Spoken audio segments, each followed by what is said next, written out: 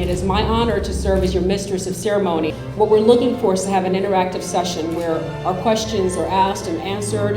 You're going to hear from some ministers who've joined us. They flew overnight to be here. That's how important this is.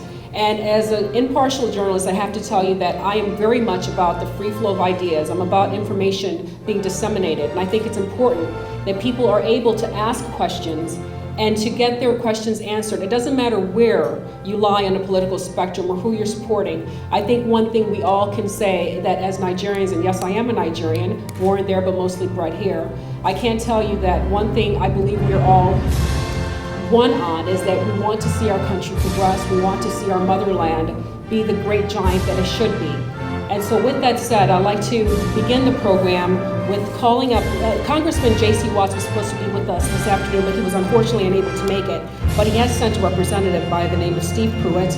And Mr. Pruitt, if you could please come up and say a few words on Congressman Watts' behalf. Please welcome him. We have a long-term and long-time history and involvement with Nigeria-U.S. relations, and we look forward to the outcome of this coming election and moving the country further into the 21st century. So with that, we thank you for coming. We thank you for the invitation to participate, and we wish you the very best. Thank you. It is not hidden why we're here this afternoon. We speak and we stand as diaspora, African diaspora. The giant of Africa, Nigeria, is personal to us.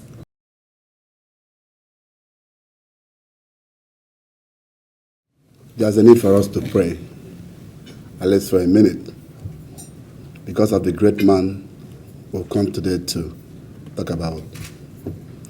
This is a man that God has used to revive Nigeria. Ladies and gentlemen, on March 28th, the greatest nation of Nigeria shall be exercising the continuity of democracy in Nigeria by re-electing President Goodluck Ebele Jonathan.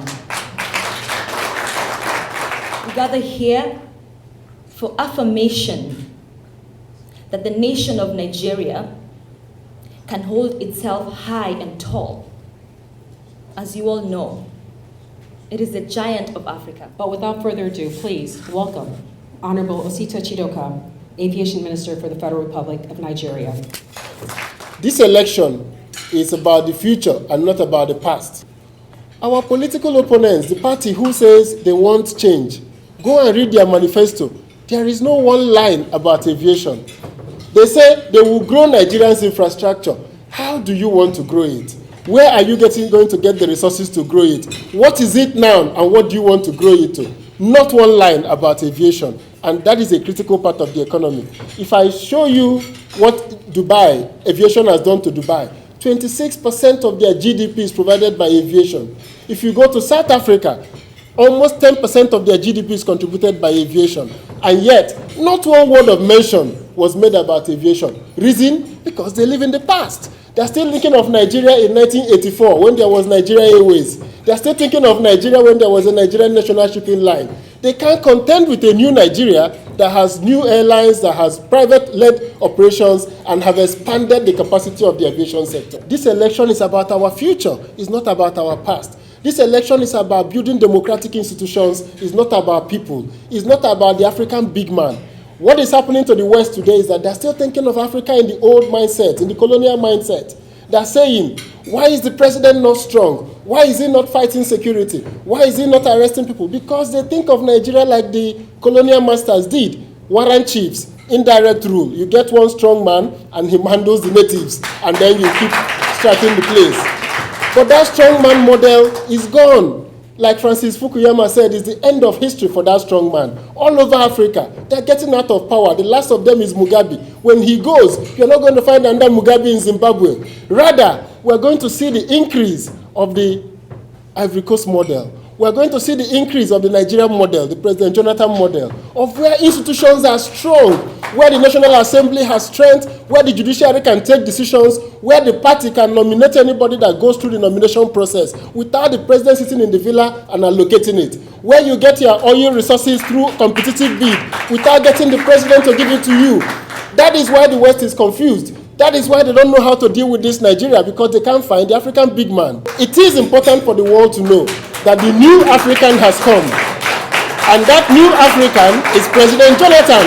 And we call on all Nigerians to know that you can't have the new African, the new democratic institutions together with a reformed Democrat. You can't be a reformed Democrat and run the institutions of democracy. You can't be a reformed Democrat and run the complexity that is Nigeria. You have to be a true Democrat. You have to be a Democrat by instincts. You have to be a Democrat by training.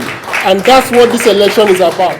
Please welcome now Alhaji Kabiru TURAKI, Federal Ministry of Special Duties and Intergovernmental Affairs. We have in Nigeria today an opposition that has never been so organized. An opposition that is highly vociferous, an opposition that is even desperate. And so because of this desperation, they tend to use everything at their disposal: mudslinging, blackmail, intimidation, and threat for the purpose of achieving political power. For us to be able to appreciate the achievements that this government has done, it's important for us to understand where were we, where are we, and where do we hope to go. We had an economy before in Nigeria where everybody, including Nigerians themselves, had no confidence in the economy. And because of this, therefore, Nigerians were checking out like Andrews to go and look for better pastures in other places. Nigerian doctors, Nigerian engineers, Nigerian scientists and other professionals had left, gone to other places where they have excelled, where they've been able to climb in their respective professions and earn names for themselves. They carved out niches for themselves. That was where we were. Now, this was as a result of the stultification of the growth of the economy by successive military regime and military apologists. We now have a government that has been able to squarely address our economic problems in Nigeria. Today, as I'm talking to you, Nigeria is one of the fastest growing economies in the world. Today, as I'm talking to you, Nigeria's economy is #1 in Africa. Today, as I'm talking to you, Nigeria, along with China and Qatar, are the 3 most sought after investors haven. Not only are investors coming back to Nigeria, indeed Nigerian diasporas, who before never thought that anything good can happen to Nigeria, have now realized that it is worth their while to repatriate their hard-earned money and invest in Nigeria. And that is why every year billions and billions of dollars are being repatriated by Nigerian diasporas and are being invested in Nigeria.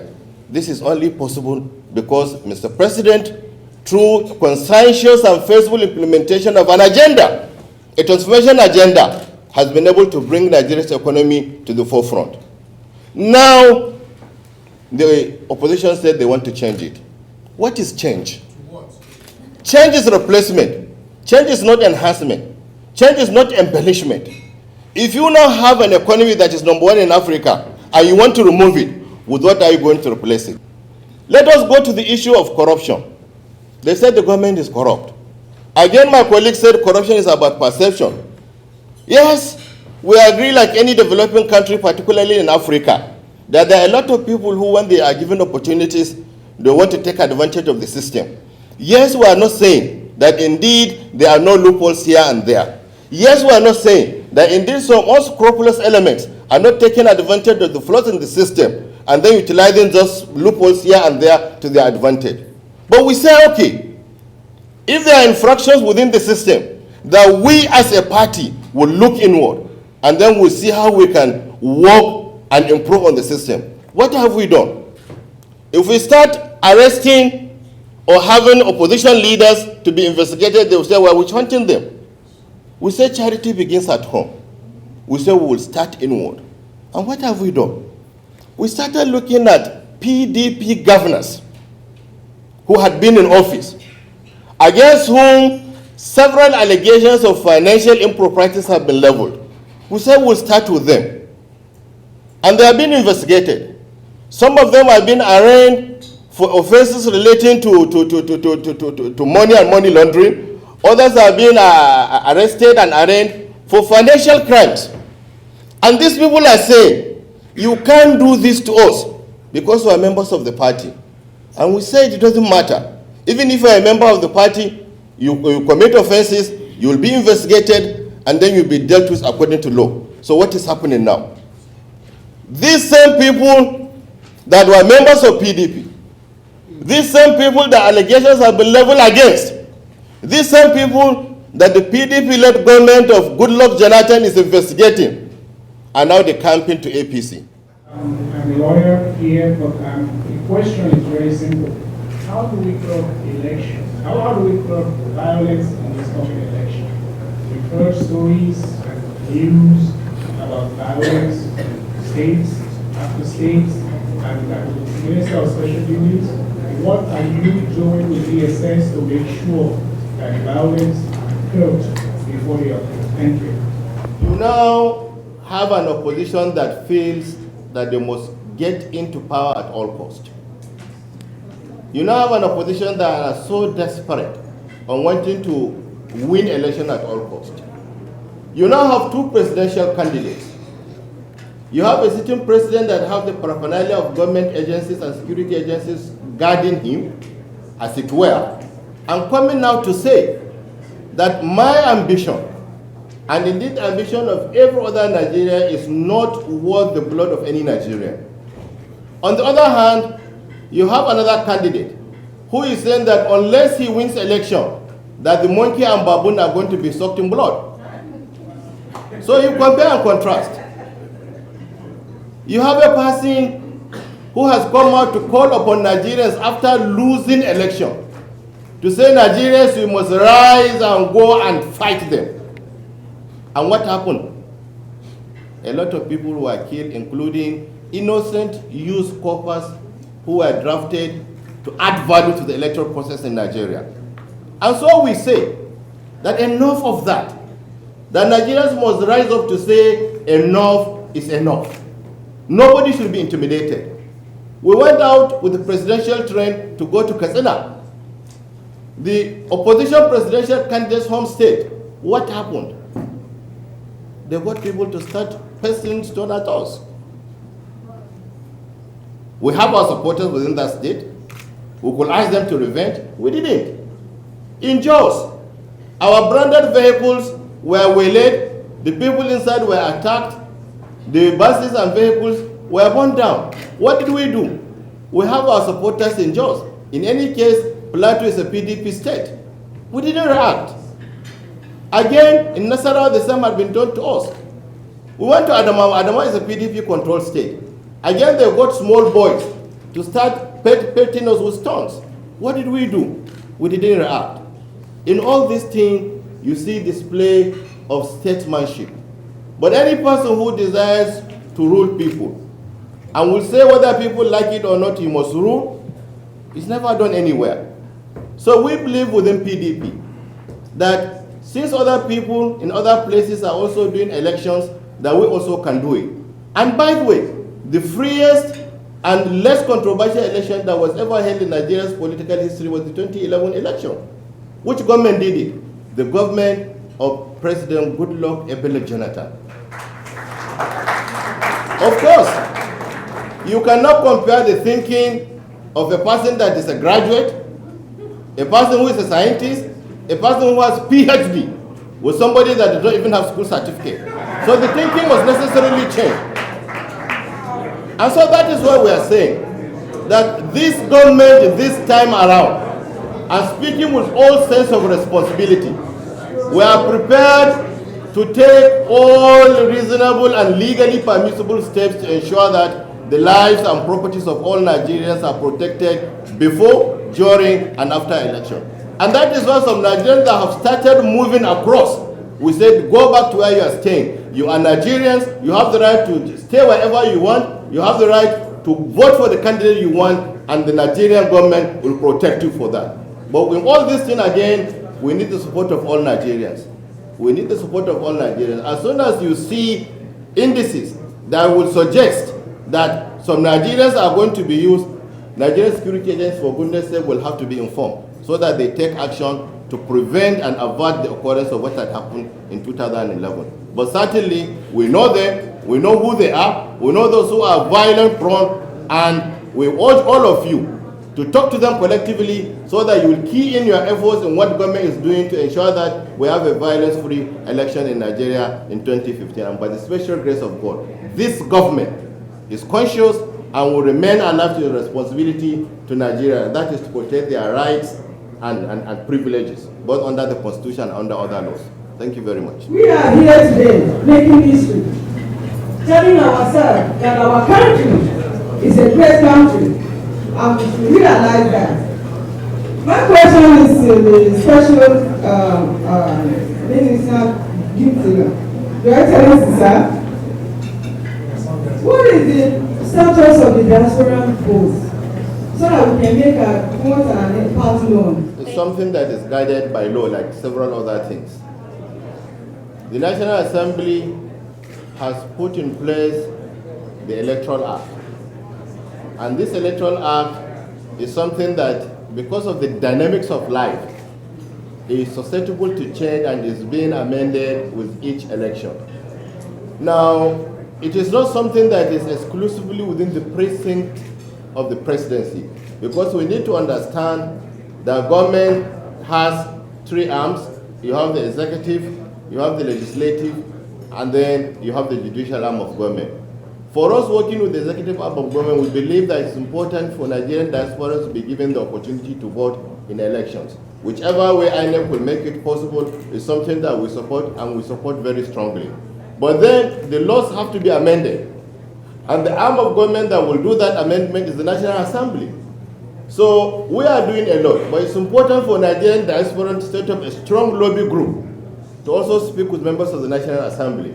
As soon as they do that, I assure you that the day they pass the bill, Mr. President will accent it and to become an act, just like Mr. President accented to the Freedom of Information Act without any hesitation. So as far as the executive arm of government is concerned, we strongly believe that Nigerian diasporans have a right to vote and they should be given opportunity.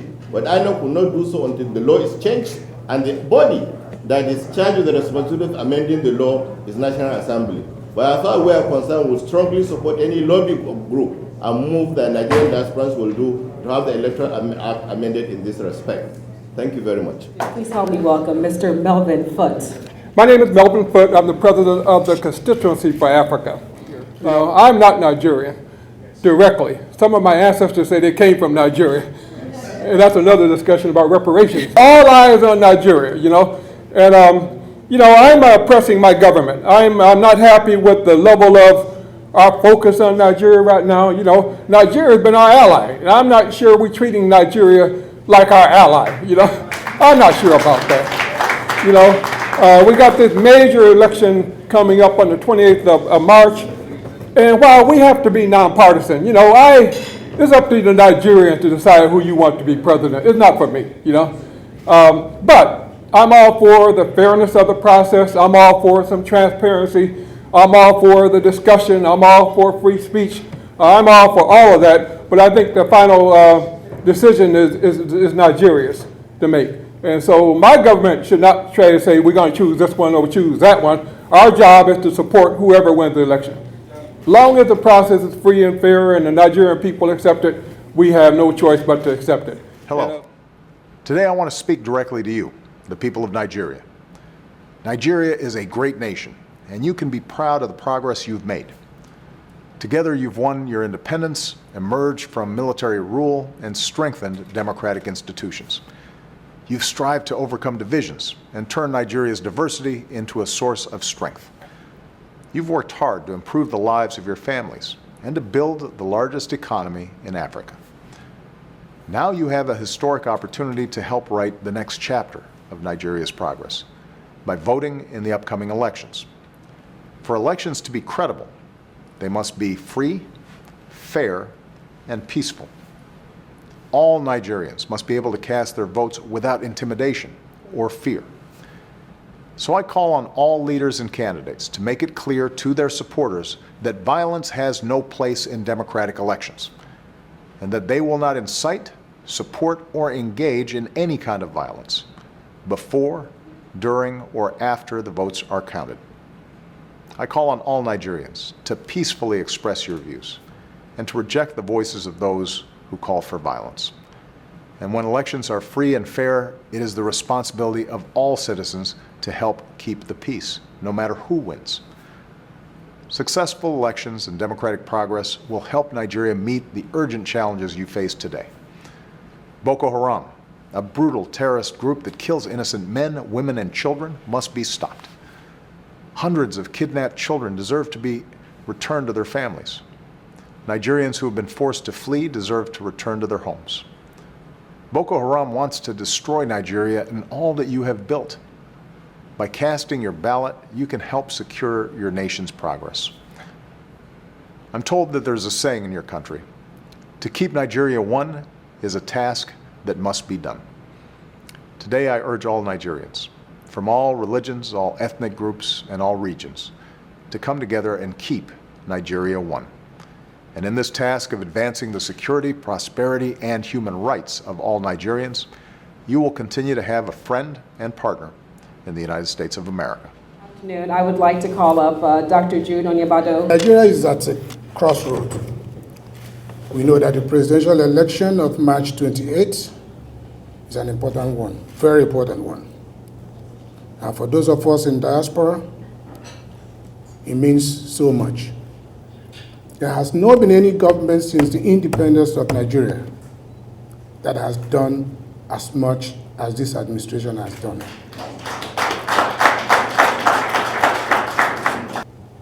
We are here to ask those in diaspora, those who send money every day or every week back home to support their families, that you matter. Your voices can be heard too. Talk to your families. There is no need for change. Rather, we need transformation. We cannot afford to mortgage that country to some people who simply wants to own whatever is available in Nigeria. Nigeria belongs to all of us. The effect of credible elections in Nigeria will impact each and every one of your countries. So thank you for being here in support of Dr. Goodluck Ebele Azikiwe Jonathan. Jonathan, I believe, was brought by God to take Nigeria to the next level. He has the fear of God in him, so I'm asking for everybody to support him because he will rule with wisdom. I heard several people talk about change. We want to change. We want to change. We want to change. Please, let us be very mindful of the change we are advocating for. May I remind you today that as you go home, understand the change took place since 2011 when President Goodluck Ebele Jonathan was elected. You know, I have never been an opposition member for any government. I always speak as the mayor. So, my contention this afternoon, ladies and gentlemen, I would ask that for all of us who are here this afternoon, we should support our president. He has been there, and you know the circumstances of how he arrived there. He is still trying to do what he has to do, and what he has done so far is in the right track. The only thing we have to do is to let him finish what he has started. Instilling discipline is not by forcing people to do things, but you can educate the people. And that's what we believe the new generation is all about. The voyage of change or discovery is not in seeking the landscape or person, but in having new eyes. So today I want you to have new eyes to look at Jonathan from a new perspective. From the achievements we see having been recounted, do you want to hand over Nigeria, the largest economy in Africa, to Buhari, and that's why I ask you to come on this journey with us. Let's re-elect Goodluck, Ebele, Azikiwe, Jonathan. And therefore, there can never be substitute for Goodluck. If it's not Goodluck, it's not the same like Goodluck. And that's why Nigerians will stand with Goodluck. They will support for Goodluck because they believe in Goodluck. And everybody loves Goodluck. Thank you so very much for this opportunity. So I want to thank all of you here and to say to you, the future of Nigeria is bright. Where we are going to is clear. How we are getting there is clear. And we will get there by 2019. Thank you very much. First of all, I will have to thank everybody for making our time. I'm going to introduce the host committee, people who worked so hard to put this together. Oh, Buhari pull over. Oh, Buhari pull over. Oh, Buhari pull over. Oh, Buhari pull over. Jonah is coming, pull over. Oh, Buhari pull over. Jonathan is coming, pull over. Oh, Buhari pull over.